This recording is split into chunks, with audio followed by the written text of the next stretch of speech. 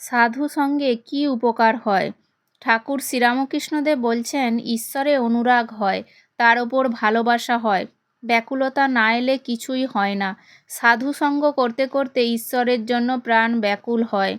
যেমন বাড়িতে কারুর অসুখ হলে সর্বদাই মন ব্যাকুল হয়ে থাকে, কিসে রোগী ভালো হয়। আর একটি উপায় আছে, ব্যাকুল হয়ে প্রার্থনা। তিনি যে আপনার লোক, তাকে বলতে হয়, তুমি কেমন, দেখা দাও, দেখা দিতেই হবে, তুমি আমাকে সৃষ্টি করেছো কেন? সাধুসঙ্গ করলে আর একটি উপকার হয়, সদসৎ বিচার। সৎ নিত্য পদার্থ অর্থাৎ ঈশ্বর, অসৎ অর্থাৎ অনিত্য। অসৎ পথে মন গেলেই বিচার করতে হয়। সাধু সঙ্গ সর্বদা দরকার। সাধু ঈশ্বরের সঙ্গে আলাপ করে দেন।